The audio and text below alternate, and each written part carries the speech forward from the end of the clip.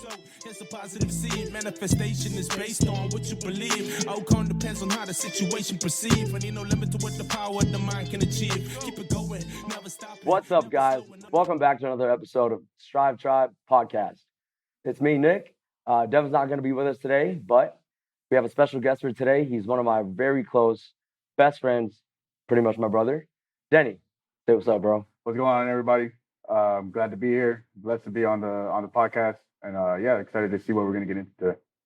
So, reason why I had asked Denny to come on to an episode is he actually recently finished doing a bodybuilding competition himself, and on a sounds like a superhero job. Yeah. But on a day-to-day basis, tell them your occupation. I'm gonna let you talk to him. Tell them about yourself, bro. All right, cool. So basically, I did a men's physique bodybuilding show. My occupation, I'm a barber, and then also a full-time dad. So that's what I do with my life. Yeah. So it's funny because like usually when we do like an interview with somebody, or have somebody on an episode, it always starting off like it sounds like you're on like some kind of dating show or an app like I like long walks on the beach. My name is Denny. No, but yeah, so he is a barber and he is a full-time father. Great one at that. And yeah, tell us about how your show went. How long it was, all the details on it. So basically how it started was I had my son in December. 3 months after I had my son, I basically decided that I wanted to not only compete, but I wanted to get back on the train because I had been inconsistent with my diet, been inconsistent with the gym, mainly because I was so focused on building up my clientele in the shop that I didn't want to prioritize anything else besides that because I knew that was going to set me up financially for to be able to support my family in the future. And so 3 months after that, post having my son, I took a good look at myself, and I think I just kind of gained self-awareness. I'm like, wow, I look like shit, you know. And I need to get myself together. And one thing that I never had was a coach. And so at that point, somebody had posted up that their coach was accepting new clients, and I'm like, all right, well, let's go ahead and give this a try. Let me just go ahead and kind of get a consultation or just talk to this person and kind of see what it's about. At this point, in the back of my head, I had already thought for years that I wanted to compete. But I never took the initiative to actually do it. So when I got on the phone call with this coach, it was kind of like a split-minute decision where I was like, he asked me, like, so what do you want to do? I'm like, I want to do this for real. Like, I want to compete. This is the lifestyle that I kind of want to pursue. Because it's always been a goal that I had, like, personally for me to do. So we started March 23rd. That was the first day of prep. We took that prep all the way into December 10th. So about 8.5 months was basically the length of it. And I mean, the experience was a lot to endure, especially like being a new dad, and then also trying to maintain my self-employment business on the side. But I'm thankful that I did it, and through the experience, I think I learned a lot about myself, which was the main focus that I wanted. Because a lot of people like look at bodybuilding like physique wise, like obviously, you know, you want to feel good about how you look, right? But for me, going into it, doing the whole prep for a competition, actually completing the competition for me from day one was more of like, let me set an example. I have a son now and I have a family. I need to start something that I know is going to be extremely difficult, and I need to fucking finish it. Yeah. So that way I know that in myself, I'm capable of doing that. I don't want to just start something and then have that same story where like, oh yeah, well, I started this and then I just kind of fell off, you know? But yeah, that's basically how, long story short, that's how that went. And I got finished December 10th, and then we went through a sequence of character building after that. Yeah. Which we'll get to in a second. Yeah. But that's, like I told you already, it's more than admirable and, you know, inspiring to be able to take on such a self-check, a self-realization, and use the competition for you to get back on the train and kind of like pick up where you left off for yourself, health and fitness wise, because of the feeling that you got from being a father, which isn't a negative thing. It's a part of life. Correct. But the fact that you can tell yourself like, okay, hold up, like I don't feel good. I need something to recalibrate myself. You know, the grind, the push of where I was before when it comes to training, when it comes to your nutrition. So, I mean, I couldn't be prouder of you, bro, no matter what happens. And it goes into what we kind of tell everybody on a daily basis, you know, whether it's in the gym, other clients, other members, that no matter what is going on in your own personal life outside of the gym, outside of your workouts, it all comes back to yourself, to wanting it more for yourself and the reason why you're doing it. You know, like you can't, for you to be the best version of yourself for your son and for your family, you know what I mean? You have to be the best version of yourself first to be able to put that, you know, maximum effort out. Correct. You know? Yeah, and I think that I think so through that experience it's very transferable because you're like kind of like you're maxing yourself out on a daily basis. So it's like maxing yourself out in this aspect. Now in every other aspect, it's kind of manifesting itself. So like now it's like everything that I do, I think of it like, all right, what's the top of whatever I'm doing right now, and how do I get there? Right. And how do I stay on that same like energy level? Because you obviously know because you've obviously competed before, so going through that whole process, your level's like it's never just a straight shot where you're either stagnant and it's cool or you're cruising or you're on a peak all the time. That's just like you could be on a high horse one day and then the next day you're like, wow, man, I feel like shit. You know, and but I think the main thing that I learned from that was just the discipline. The discipline and the habits that you built over that time is what gets you through it. And then that'll transfer over to whatever else you're doing. And it shows even in just like being a dad.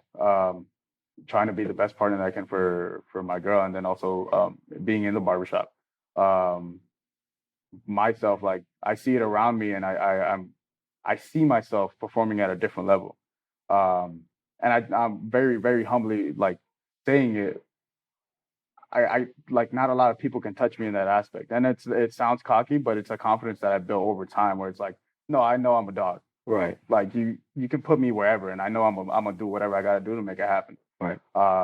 And yeah, man. I think one thing that like kind of sparked that too was obviously like seeing you compete, and then seeing your success with your business. It's also like, man, like I want to be on that same level too. You get me? And the first time you competed, I saw like I just seeing that like hardship. I'm like, I want that. I want the struggle, and I want the fucking hurt, and I want the pain because I want to feel what it feels like to be on the other side. Right. You know, so big thanks to you as well. Like, I don't know if I ever told you that, bro, but you inspired me from the jump. Yeah, say less, bro. I mean, you know, it's I understand it. Yeah. You know what I mean? I understand like the commendation, but it's like I don't want you to thank me, bro. Yeah. And it's aside from me being like your brother. Yeah, like, yeah. You know, me being like literally your best friend. Like, ride together, daddy. But aside from that, like you know, throughout all the things that we have been through growing up together, because we have grown up together literally since we were kids and like doing dumb stuff. But not only did I try to push through those obstacles and put myself through the hardship, and which is I definitely see it in you, bro. Like you put yourself through that, so that when you do overcome it, you come out on the other side of no matter what it is. It's not cocky. It's not. It's confidence. It's like, okay, like I made it through that. Yeah, and it's like you hit different levels. Different levels are like different waves of like confidence. For the first thing that kind of catalyzed everything for me as far as confidence was switching from a employee status to a self-employed status, which you know is obviously like it's a big leap that not everybody can do, or everybody starts in and then they fall off. Which isn't like to put anybody down that has done that. It just means that you kind of need to reevaluate your steps, but also put yourself in an environment where you have to take that risk and you kind of give yourself no option. So the first thing I did, right, was I quit my full-time job, and I was like, I'm going to do this. If I'm going to do this, I'm going to do this for real.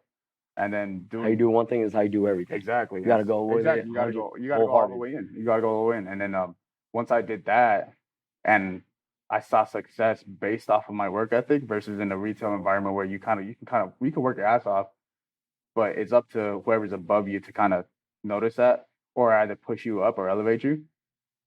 when you're self-employed, you're getting paid based off of how hard you're working. So once I made that switch, and I saw, I'm like, oh, okay, like my hard work is actually paying off right now, and I'm getting these results, and I'm more than willing to put in the work. That was the first boost of confidence that I needed, and so then everything after that just kind of followed. And then doing the competition, now it's like, okay, I went from this level of confidence, now I'm at this level of confidence. So it's a constant progression. It's a constant progression, and obviously you have to be humble about it. Some people like to be like, or some people are cocky, right?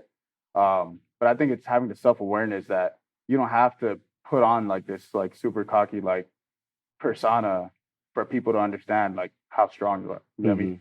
Which I feel like some people do, especially in the fitness industry. You know, it's how you carry yourself. It's how you carry yourself. Like me and you, like we can walk in anywhere, and we have a very like humble, like calm demeanor. I would say.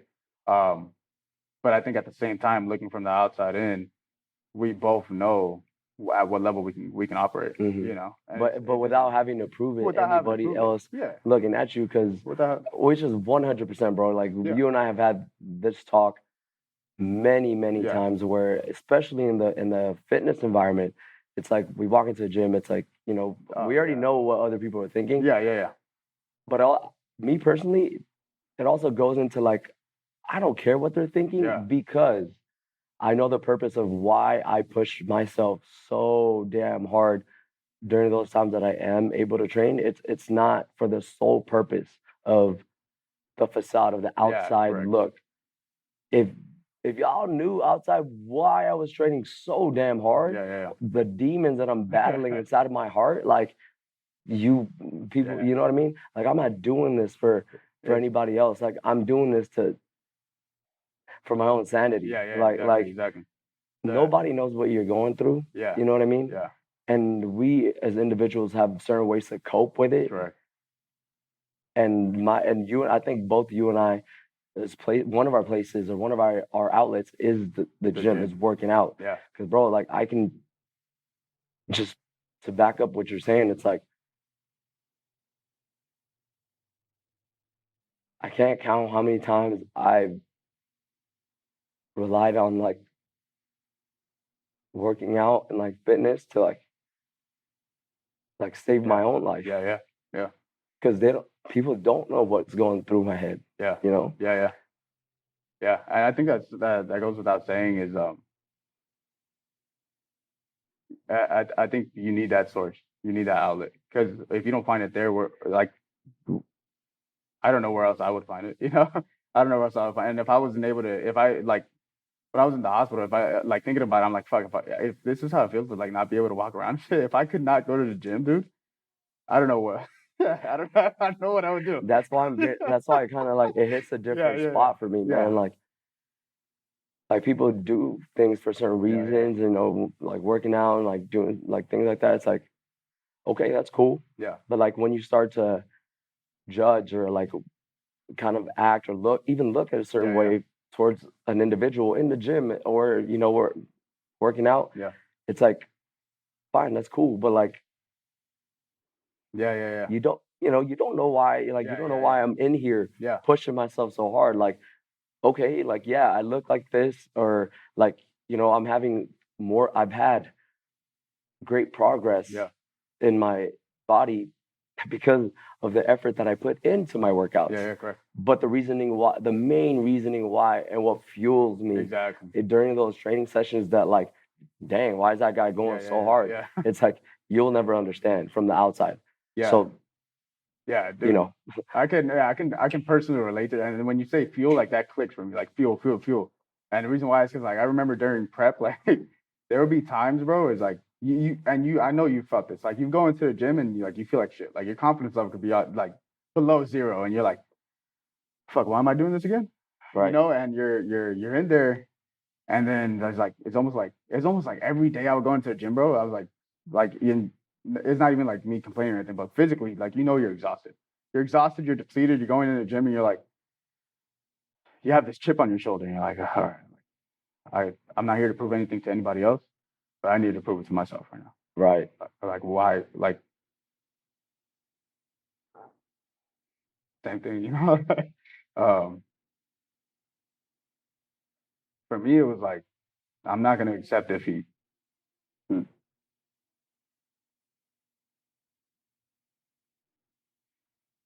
I don't want to be a choked up.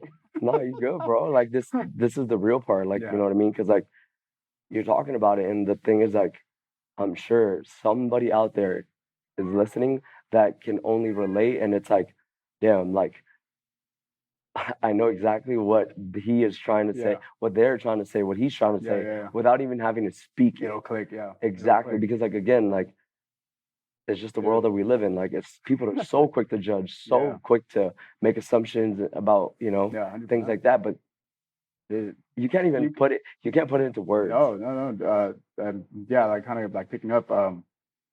I would walk in there, bro, with a chip on my shoulder, and I'd be like, up to this point, I felt like I've been taking like I'm like an L, bro. You get me? Like from this point, like to here, this day where I'm at the gym, I fucking woke up and I still got here, but I still feel like I'm taking L's. What am I gonna do right now? How am I gonna perform this session right now? What am I gonna do to change that shit? Because are you just gonna accept that, right? Or are you gonna push past it and fucking let's change this shit around? Like your whole character up until this point hasn't been enough, but right now you're enough. You just got here right now, so let's keep the train going, right? You know, and so that it's the gym is like I've always like throughout this whole experience I've realized that the gym is like the very first place that you can go and like you work on yourself immediately and see an effect immediately. Because you go in there and you don't want to be there. Sometimes you don't like it's not, you're not gonna wake up every day and like a lot of the time. Most of the time. It's like I would say like 80% of prep. I'm like, goddamn, you know? But it's like, okay, well, I came to the gym even though I didn't want to come to the gym. So okay, now I just took a dub. I already took a dub. Like I didn't have to wait for me to see any kind of result because I just know mentally I just took a dub. Mm-hmm. You get me? And besides that, like that being said, like everybody in the gym is there for whatever reason, right? You got some people that are just doing it as a lifestyle. You got some people that want to make it into a career. You got some people that are doing it for health. Some people for how they look. And that's one thing that I kind of carried with myself throughout the whole time while I was at the gym is amongst all the people that are putting on like this facade or that like to be show offy about it and everything like that. I try not to judge regardless because at the end of the day, the whole community, the whole fitness community is there for one reason, which is to better yourself. Mm-hmm. Regardless of which way you put it. You can be in there for whatever reason. You can be taking it serious or not as serious, or you could be just going in there and hitting the cardio for 30 minutes and you're still there trying to make a difference in your life. So that's something I carry with myself as well. Just try not to be as judgmental as I guess some people are. Right. You get me? Because at the end of the day, like it's a community, man. Whatever gym you go into, we're all there for the same reason, you know? Right. But yeah, man. Yeah, that was that's that real stuff. Yeah, so that was 100%, good. 100%. Just going a little bit into detail on the prep wise. Yeah. Aside from, of course, like the daily struggle, the daily struggles of juggling everything, life. Excluding the mental, actually, my bad. Yeah. You can include that too if that is one of the biggest obstacles. Yeah. What are certain obstacles or struggles that you had during prep that really stood out to you or really kind of like stuck with you? Like, okay, like, damn, why am I like stuck in a plateau? So on. But I think for me, I think the very main thing, and it's not going to be, or it could be applicable to everybody, was my relationships, friend wise, family wise, and then also with my son and my girl. How much prep affected that? Because you already know when you're on prep, you're on borrowed time. You don't have time for everything. You don't have time for everyone. So whatever time you have, you got to make it count because you're just on a time crunch. No matter what time you could have gone up and woken up to go train, and now you still got to do cardio after work or in between work, or or you got to go home and prep or whatever it is. You're just on borrowed time. So I think that was the main obstacle, especially having like a new family.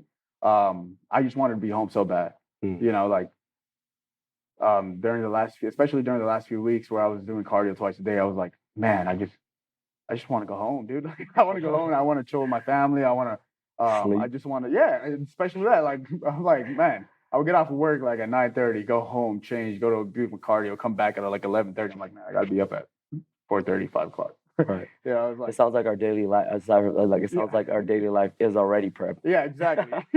Exactly. So it's like, yeah, I think for me was just the toll that it took time wise with my friendships and then my family. Because I'm a big guy when it comes to family really, and when it comes to friends, like I don't really have a whole lot of friends. You're not my friend, you're family. You got me, and so like time with even with you, my immediate family, my moms, my sisters, I'm a big family guy. Yeah. See, and before you Yeah. I just want to add in there that you can tie in the lesson of the real people that support you and things that you want to do in life are going to support you, even if it's in a way that is not seen. Correct. Yeah. Because, bro, like when I knew you were because you had a long prep, from like you and your coach, deciding to put on a little bit of mass, correct. put on a little bit of weight, and then start your actual cut, getting closer to the show date that you guys decided on, correct, right? So when that time frame of you actually cutting on, all right, it's what was it like 16 or weeks or so, getting closer to it. Yeah. Now it's game time. Yeah. When I realized that you were already in that time frame, in that state, that's why I sent you those texts periodically. That it wasn't all the time. You couldn't see me because of our distance. Yeah.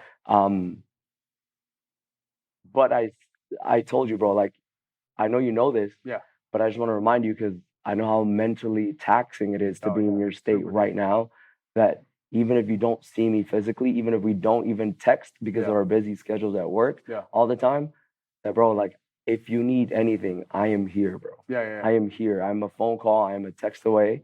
And nothing has changed between us. And I didn't see you for what? Like it was like almost 2 months. Dude. I didn't during your prep. I didn't probably even longer to be honest. I before my prep finished, I think we went more than 2 months honestly without even seeing each other, dude. But yeah, those messages they honestly they help, dude, because it's like throughout the whole journey, like there's not a whole lot unless you've surrounded your people that are maybe doing a show with you or something like that. There's not a whole lot of like people that understand what you're going through. Right. And little check-ins like that, they do a lot. They do a lot more than what a normal check-in would do, I guess, if you could say that. It's more of like it's almost like a little bit of fuel to kind of like I could be having a shitty day, but this check-in right now just okay, we're cool, Right.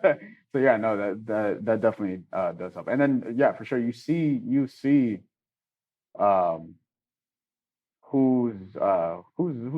really there for you. Who's really there for you. And then I mean, me personally, I've never had a big group of friends in general. You know what I mean? But I know for a fact who's solid within my little circle. And that's the crazy thing, even without talking to them. Yeah. Right? Yeah. Like consistent with the text, it's like, bro, like I know we don't talk, bro, but like just know I'm right. Yeah. Sounds kind of cheesy, but it's like I'm right next to you, bro, in spirit. Like I got you, you know? 100%. Like you're gonna get there, you're gonna make it. Nothing has changed. I feel what you're feeling right now. Yeah. I'm here. Yeah. Just keep going, man. Yeah. And yeah, like I said, man, those things are almost invaluable at those times because you're fighting demons. Dude. You're fighting demons. Yep. But going back to kind of like the struggles of prep. Yeah, it was just my relationships that it took a toll on. But I think probably like the second hardest thing was maintaining, I guess, like a positive or like a upbeat character, because I think one thing that you take into consideration when you're doing prep or when you're just like super serious about your fitness, right? You don't have to be If you have a current goal. Yeah, you don't have to be competitive or anything like that. You can still be competitive with yourself, right? If you're trying to reach a goal and maybe it's an aggressive goal, is at least for me the most important thing for me, and I think going into my second prep, whenever I do decide to do my second prep, I'm gonna take that with me more. Is not letting it affect my relationships as much as well. Because I could be at home when I was on prep, and my energy level could be down here. But in the back of my head, I'm already thinking, I'm like, man, I can't be like this because my son and my girl, the little time that I get with them, I have to make it worth it.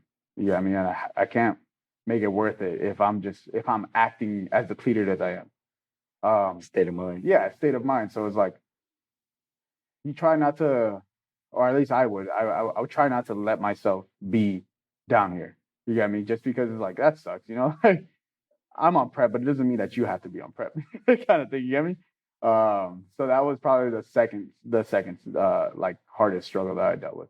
Besides that, like obviously, like you're on prep, you know you're gonna be exhausted, you know you're gonna be hungry. Like deal with it, you know. Don't be a little bitch about it either. Right. So I don't think like as far as like the diet goes, like the diet after like a couple like weeks of being on the diet's the diet. You know you got to do it. Right. So why even? You gotta stick it out. Yeah, it's just at a certain point, it wasn't even like, oh man, like I'm tired of eating the chicken, bro. Oh man, like I wish I could have like a cheesecake right now. You know, it's I had my cravings, but it was like, what was something that you crave the most? Damn, burgers, bro. Burgers specifically? Burgers. Yeah, burgers. I think that was the thing I craved the most. Either burgers or just sweets, dude. I love sweets. And so yeah. Yeah, those were my main things, bro. And you know like how much we yeah. That's why I'm laughing, bro. It's because like these, if y'all think you guys can snack, no, you guys haven't met me and him. Like when we're together, it was just it's kind of actually kind of scary. Like it would be like if you put a home menu of like appetizers and entrees, our order would be full of appetizers, and you have the entree last. Pretty much. And we'll still finish the entree. And we'll still finish the entree. And probably go back to the appetizers and then smack. That's right. Tomahawk steak, 38 ounces, no chance. Yeah. There's only 3 of us. Yeah. That's crazy. But pause. Yeah. Okay, we can get we can get that out. Yeah. Thank you, baby. We'll cut. I'll tell them to cut this part out, and then try to let me see. What were the food? Oh, yeah. Any specific supplements that you were on? During prep? Yeah. As far as supplementation goes, I was just consistent with my BCAAs throughout the day, and the BCAAs for me was more of like, obviously BCAAs have its benefits. For me, it was more of I'm drinking so much water, and when I'm at the shop and I have my station and I'm like busy all day, I'm not thinking like. It's not something that I'm prioritizing at that time is drinking my water. Mm-hmm. So the BCAAs, it was more of like it's so weird, dude. The color that I got was orange, right? So I would mix it into my gallon in the morning and I would have it on my station. So water's transparent. If I don't see it, I'm not thinking about it. But since it was orange, it was like I'm cutting hair and then I look over, I'm like, oh, my water. And so that would help me get through the day to drink it was like, and once I figured that out, bro, game changer. I would struggle to get my water in, and we went from a gallon to 2 gallons. Mm-hmm. So the gallon was like, okay, like whatever, we could do a gallon, yeah. But once we went to 2 gallons, I'm like, oh, this is getting tough. I'm like, I'm getting like a gallon. Exactly. At which one did you have to switch over to 2 gallons? Yeah. So as far as the water intake goes, I don't remember specifically when we implemented the 2 gallons. I think it was around 8 to 10 weeks, so about 2 months after we started prep. Specifically, I don't think there was. Well, I mean. Specifically, I think the reason was more so just to keep myself hydrated with all the supplements that I was taking. But yeah, basically from there to the end of prep, we kept it at 2 gallons until we hit peak week. Right. But besides that, just BCAAs, protein. What was the other one? It starts with a G. I'm having a brain fart. Yeah, glutamine. There you go. Glutamine, and that's it. That's as far as a performance aspect. As far as like vitamins, I was taking a couple different vitamins, multivitamins, magnesium, potassium, what else? Digestive enzymes, and gut health. Yeah, CLAs, and then there was one more. Fish oil. Oh yeah, fish oil. Oh, I was also taking ashwagandha. And I think that's it. The pills were kind of hefty, like in the beginning, like for me to get used to. I'm like, God damn, I can't take all these pills, man. Felt like you were 70 years old. Yeah, super, bro. I'm like, all right, let me take my medication. but it was like, because at first, like, I'm not a pill, like, prior, I wasn't a pill person, like, pill popper. Yeah, I'm not a pill popper. Like, some people take like 5 pills at the same time. I'm like, God damn, like, what are you doing? That's crazy. You're gonna die right now, you know? But me, I'm like, yeah, 1 pill at a time. But it's like pretty soon after that, I'm like, I gotta go through like 20 pills in one day. I'm like, I gotta find him. I gotta do this, you know? Yeah. And afterwards in the morning, I'm just like, all right. I would take like, I don't know, like 8 at a time, and then I would be done with it. But at the beginning, it was a struggle. That's pretty funny. Yeah. Actually, so I mean, post competition. Let's go into that. Yeah, let's get into it. What happened? Like, so, well, there's an incident that happened. Obviously, I want you to be the one to explain it from beginning to end and your experience going through that. Yeah, definitely. I think it's important to touch up on that just because it's very occasional, I guess, and it doesn't happen often, but it can happen, right? And it's important to realize the symptoms and the signs so that way you can stop it if you can, or at least get to the doctors faster before it gets worse. But so post comp, my show was on a Saturday, December 10th. Sunday, Monday, Tuesday, chilling with the family, didn't train, just living regular, right? Tuesday night, I start experiencing these cramps. And I've had cramps before, like not everywhere, but mostly in like my calves, my thighs, or my glutes. And they'll be like, no more than a minute. Towards the end of prep, I would get like random cramps. And actually not good because that too. Yo, if anybody knows anything about prep, is the worst thing isn't that you're tired, isn't that you're hungry. The farts, bro, it's the worst. Oh my god, bro, I'll kill dead people. It's bad. If anybody, just throwing that out there. So if you're gonna prep, just get some Tum Tums or something. He said, "I got a crap." Yo, that is hilarious. Oh my god. That's facts. But anyways, yeah. So I would get like towards the end, like the last 3 weeks of prep, I would get cramps. That would actually last a bit longer while I was in the gym, to where like I remember this one time I was hitting chest. I got cramps in both of my glutes like at the same time. Pop, pop. I'm like, but you were hitting chest. But I was hitting chest, and so I'm out here hitting chest, and I would just sit on the bench. I'm like, oh god damn, I can't even. And I'm like, I was embarrassed because I couldn't even like. I'm scared to get up right now because I don't know how I'm gonna walk to the bathroom for me to like chill out, you know. And I'm like, I had already worked out for. I think I was in there for like an hour when the cramps started happening. And I'm like, yeah, no, I can't do this. It's not going away. So I just walked out of the gym. But that was like probably the worst cramps that I was getting. But like at that same time, you're depleted, so your electrolytes are probably all shot. And then your potassium levels. I didn't start implementing potassium until like the last 2 weeks. So my potassium levels were all shot probably too. Mm-hmm. So I'm like, okay, that's what it is. But then basically after post comp, 3 days after, it's Tuesday night, right? I'm getting these cramps that are like they're lasting like a good like I would say like 5 to 10 minutes each time, and they were in both my legs. And I just kind of wrote it off because I'm like, okay, post comp, I'm intaking more sodium than normal. I'm intaking sugar because I'm eating sugar, right? I'm retaining a lot of water. My electrolytes and my potassium levels probably all shot anyways because I was dehydrated for peak week. And I slowly started implementing more water. I didn't want to implement it like as soon as I got out, right? Because you already know what happened.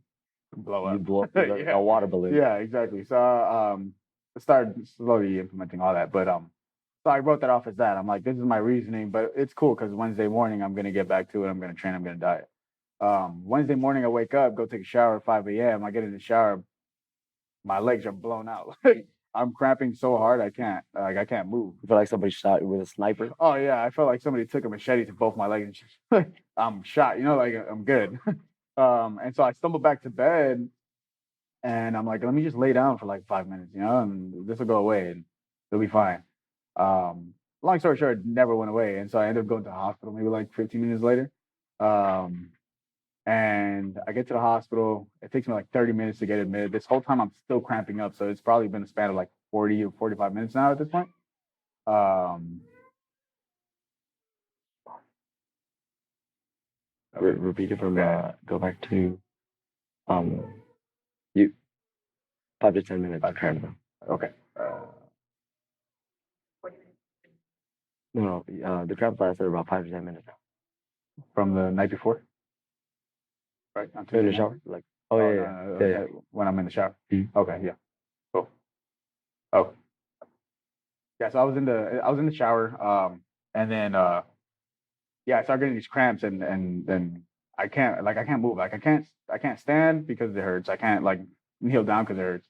So I stumble back to bed, and I get in bed, and I'm like okay, like 5 minutes and it'll be gone. Long story short, it never goes away. So we end up going to the hospital, um, and I wait to get admitted. At this point, it's probably like 45 minutes, and I'm still cramping. They haven't gone away or anything like that, and they haven't decreased in pain. If anything, it's increasing. Um, and then they finally get me in there. They do blood work and urine sample, whatever. And the doctor comes back. He's like, "Yeah, I think you have rhabdomyolysis." So I'm like, "No, "Rhabdo what?" I've never heard of, I've never heard of rhabdo before. And he's like, "Yeah, so this happens when usually like when you implement something new in your lifestyle that's kind of vigorous or kind of uh, puts your body through like some sort of hardship or whatever, right?" And so he asked me like, what have you added anything into your training? And I told him I'm like, the last 3 weeks of prep, basically I was doing 2 hours of cardio on the Stairmaster. It was split post training. I would do an hour, and then in the middle of the day I would do another hour. Um, and so the last 3 weeks, I didn't take any days off. It was 7 days a week where I was doing this cardio, and that's what led to me cramping up and getting rhabdo. And just to clarify that, that's an hour of Stairmaster cardio. Yeah. In the morning. Yeah. And then post training, you said, right? Yeah, correct. Another hour of Stairmaster. So that's correct. That's just cardio alone. Yeah. No weightlifting. Yeah. That's 2 hours of cardio. Just 2 hours. Stairmaster. Yeah, your quads were wrecked. Yeah, they were wrecked. And I didn't realize how wrecked they were until I started getting these cramps. But apparently, so that's what happened. So for those people that don't know, rhabdomyolysis is basically when your muscles tear down to the point where they can't repair themselves anymore. And then what that leads to is the muscle releases acid into your bloodstream, which ups your CK levels. I believe that's how it is. It's either that it releases acid that ups your CK or releases a protein that is CK. One of those two. And then basically, depending on how much it releases, your kidneys they basically can't filter all that out. Mm-hmm. And in the worst case scenario, you go into kidney failure. So when I got to the hospital, they told me if I had waited a couple more hours, I would have gone into kidney failure. So luckily I got there when I got there. But yeah, I ended up being in the hospital for a week, and they were just pumping me with fluids basically. I don't know how many milliliters exactly they were pumping me, but the thing is I had 2 bags of IVs. Sodium bicarbonate, and then just a regular IV fluid. For the first 4 days, I believe, they were switching out those bags probably like every 2 hours. That's crazy. And then just to kind of emphasize on that, I ended up getting out of the hospital like 20 pounds heavier than I went in. That's how much water they were giving me, like how much fluids they were giving me. And yeah, the first 3 days were pretty tough because of pain medication that they were giving me where it wasn't helping out at all. And so I would just basically have to tolerate the cramps these cramps were going on for like an hour. And then finally Saturday, I got admitted Wednesday. Saturday is that's when I came down to see you. That's when you came down and see me. That day was the first day that I started getting cramps that were like, maybe like they would last like 15, 20 minutes, but they were a bit more tolerable. Mm-hmm. And then the process afterwards was just my legs were still swollen once I got out of the hospital. And I went straight to work after I got out of the hospital. They literally let me out of the hospital at 2 p.m. on Wednesday, the next Wednesday, and I was at work at 3:30. Wow. And I come home and I'm like, oh, that wasn't too bad. Like my knees were giving out of me at a certain point, and my legs are still swollen, but that wasn't too bad. I get home and I can't even take I could barely take my shoes out of my feet out of my shoes because my ankles were so swollen. I'm like, okay, well, that was probably a bad idea, but whatever. But as the days progressed, like even though I was working at a regular capacity. I didn't like shorten my hours or anything like that. I guess my body just adjusted to it. And then I was also just drinking a ton of water as well. Like I still kept myself basically like a gallon and a half to 2 gallons of water the following days. to keep flushing all that CK out. And then up till now, what's today? December, or yeah, today's first. January 1st. I still haven't trained. Wednesday I'll be back in the gym, so we're gonna see how that feels. But up till now, I would say the past week, I felt better.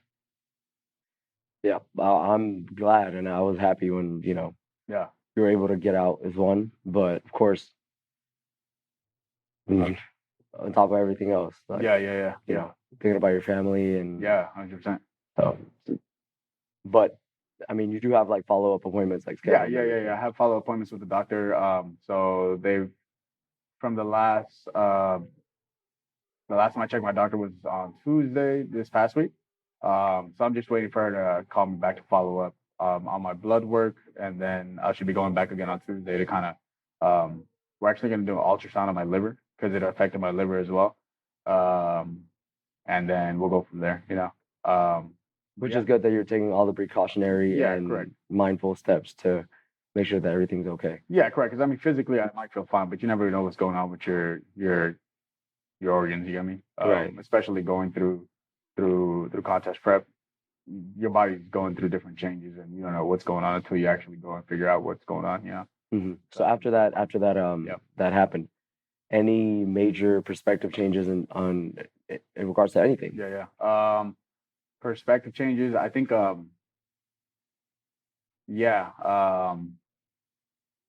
haven't been away from my family like that when you were in the hospital. Yeah, when I was in the hospital for that period of time. I mean, I haven't been away from my family in general, like at all, like even a day, And so not being able to be there with them, one, kind of puts more value in me spending time with them now. And kind of makes me realize like the time that if I can step away from work a little bit for me to go ahead and prioritize them, then I'm gonna do it.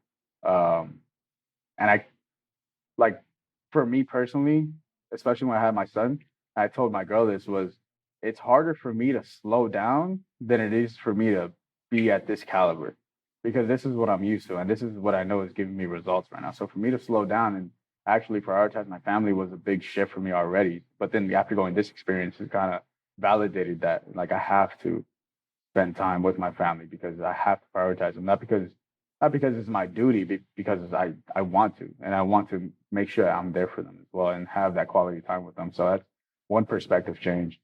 And then the second perspective change is obviously like being self-employed. I'm still trading time for money right now. So the next goal this year is get out of that cycle to where, I still want to work, right? But I want to work smarter, and I want to do something else that's gonna be able to provide me with the finances that I need to where if I'm missing a couple of days of work for whatever reason and I have to not be at the shop, I'm still having cash flow, so that way I don't have to worry about it because that was also something that was like super stressful for me while I was at the hospital. Mm-hmm. And that was in the back of my mind the whole time, even though it's like everybody's telling me like, but just take this time to rest. Yeah, like, relax. Go ahead and just chill out. You like let your body recover. I'm like, no, like I need to get on this like now. Like you guys need to let me out. I'm losing stuff. Yeah, exactly. Right now, like you guys, like this is you already know time is money, and if I'm not getting it, then how else, Yeah. So that's another like perspective change, which I already had in mind prior, but that just kind of emphasized that whole situation. So I think the important thing was like throughout that whole thing is like looking at it as a time for me to reflect and then come out a different person. Even though it doesn't seem like something that was like crazy, like intense. And I mean, compared to other stuff that people have going on, it really wasn't, like other people have way worse stuff going on. But I just took it as a time for me to really do a self-evaluation and be more self-aware for when I come out, I can kind of approach things different. In no way, shape, or form did it discourage me from doing another contest or from being on prep again or even just being intense. Like that wasn't a thing for me. I'm gonna still go hard, no matter what.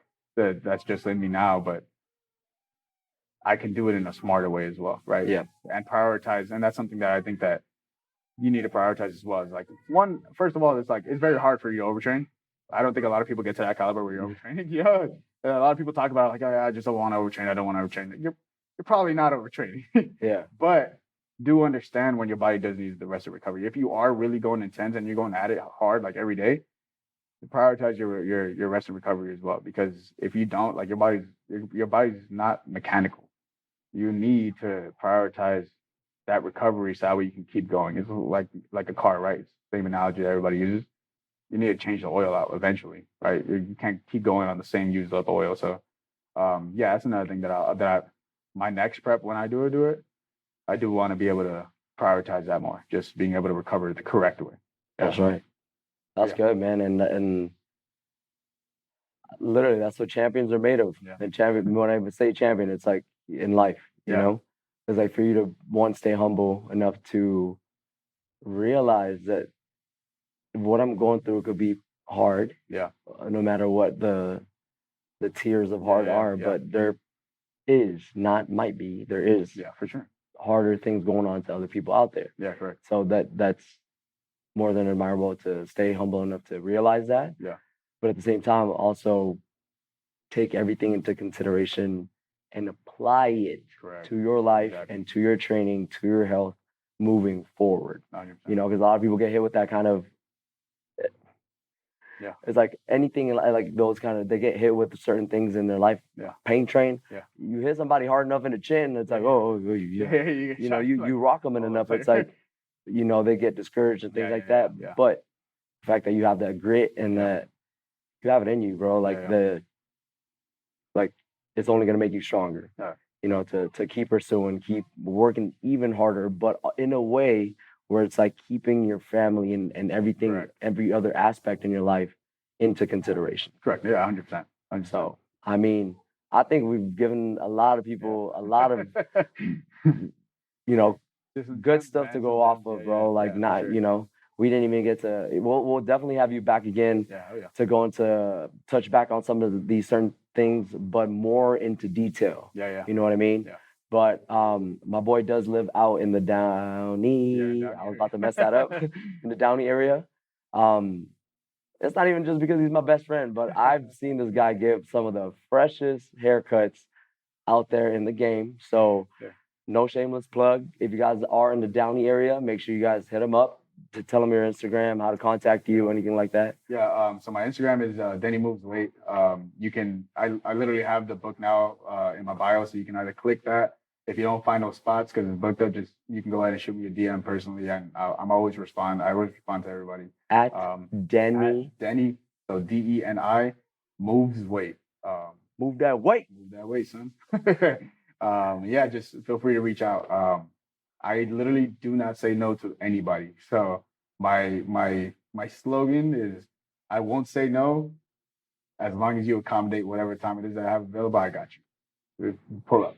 And that's the quality and the exceptional service is what I'm going to use. Yes, sir. Aside from him even accommodating the time. Yeah. And again, guys, if you just need that one-time cut, or if you guys are looking for a new barber in the Downey area, there's a dude to be. I got you. But aside from that, hopefully you guys did enjoy this episode. Whether Devin will be doing the next one with our next guest, or we have Denny back on at a later time. Hopefully you guys enjoyed this one. If you guys have any certain questions, anything you guys want to touch up on, I keep saying it, just drop it in our DM. You guys can message us, anything, and we'll see you in the next one, all right? Catch you guys later. Peace.